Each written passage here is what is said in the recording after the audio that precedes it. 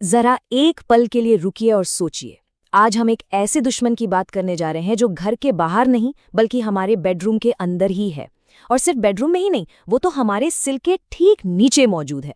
कभी सोचा है कि जिस चीज को हम रात भर के आराम और सुकून का सबसे बड़ा जरिया समझते हैं, वो असल में हमारी सेहत को खामोशी से नुकसान पहुंचा रही हो? सुनने में ये बात थोड़ी कठोर लग सकती है ना, लेकिन इस दावे के पीछे शरीर के विज्ञान की एक गहरी समझ है, जिसे आज हम सब मिलकर समझने की कोशिश करेंगे। तो चलिए इस दलील की तह तक चलते हैं। इसकी शुरुआत होती है प्रकृति के एक बहुत ही सीधे साधे ऑब्जर्वेशन से। सोचकर देखिए, जंगल में कोई भी जानवर, शेर, चीता, बंदर, क्या उन्हें रात में सोने से पहले तकिया लगाते देखा है? नहीं, वो बस जमीन पर लेटते हैं, ठीक वैसे ही जैसा प्रकृति ने उन्हें बनाया है। और ये एक हैरान करने वाली बात है।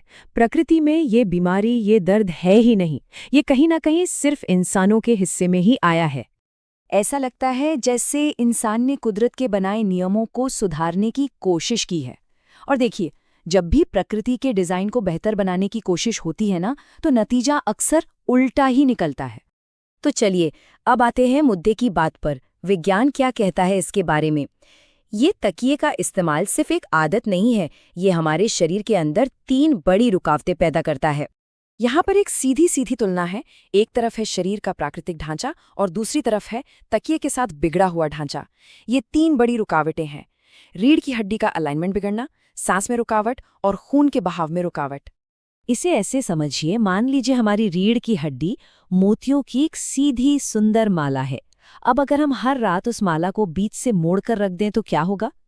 गर्दन हमारे शरीर का वो नाजुक पुल है जो धड़ को दिमाग से जोड़ता है, और तकिया इस पुल को पूरी रात एक अजीब से एंगल पर तोड़े रखता है। ये बिल्कुल वैसा ही है जैसे बगीचे में पानी देने वाला पाइप कहीं से मुड़ जाए, पानी का फ्लो कम हो जाता है ना। ठीक यही हमारी सांस की नली के साथ होता है। शरीर सो तो रहा होता है, लेकिन अंदर ही अंदर ऑक्सीजन के लिए एक हल्का सा युद्ध लड़ रहा होता है, और इसी वजह से सुबह उठने पर भी वो ताजगी महसूस नहीं होती। और अब तीसरी और शायद सबसे डरावनी रुकावट, खून के बहाव की। हर रात गर्दन के पास तकिया लगाकर एक तरह का डैम, एक तरह का बांध बना दिया जाता है। सोचिए, जब दिल से दिमाग की तरफ जाने वाला खून गर्दन पर अटकता है तो चेहरे, बालों और आंखों तक पूरा पोषण पहुंच ही नहीं पाता। ये बिल्कुल वैसा है जैसे हम महंगी क्रीम और तेल लगा रहे हैं, जबकि अंदर से पोषण पहुंचाने वाली नली ही दबी हुई हो। अच्छा, इतनी सारी प्रॉब्लम्स की बात तो हो गई, तो क्या इसका कोई सल्यूशन है? बिल्कुल है, और यकीन मानिए सॉल्यूशन बहुत ही सिंपल है। चलिए अगले हिस्से पर चलते हैं और देखते हैं कि ये कैसे होता है। अब यहाँ एक बहुत बहुत जरूरी बात आती है जिसे समझना क्रूशियल है। जब कोई तकिया हटाता है तो अक्सर गर्दन में दर्द होता है और उसे लगता है कि शायद तकिया ही सही था, लेकिन ये सच का बिल्कुल उल्टा है। ये दर्द किसी नशे को छोड़ने पर होने वाली बेचैनी जैसा है। सालों तक तकिए का सहारा लेने से गर्दन की मांसपेशियां आलसी हो जाती हैं।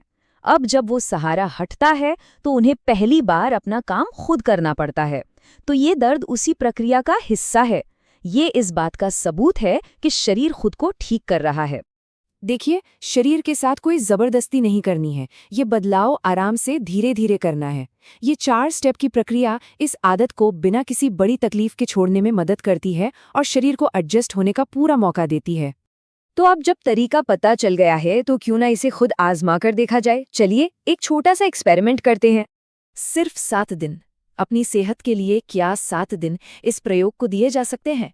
7 दिनों के बाद इन फायदों की उम्मीद की जा सकती है: सुबह की असली ताजगी, बेहतर यादाश्त और एक शांत मन। जब शरीर का एनर्जी सिस्टम बिना रुकावट के काम करता है तो मन अपने आप शांत हो जाता है। जब कोई बिना तकिए के सीधा लेटता है तो ग्रेविटी दुश्मन से दोस्त बन जाती है।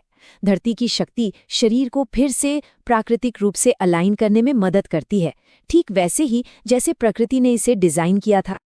तो आखिर में सवाल बस इतना सा है जो हर किसी को खुद से पूछना है। आज रात जब सोने की तैयारी हो तो उस तकिए को देखिए और फैसला कीजिए, क्या ये सच में एक दोस्त है या एक ऐसा दुश्मन जिसे अब तक आराम समझ लिया गया है।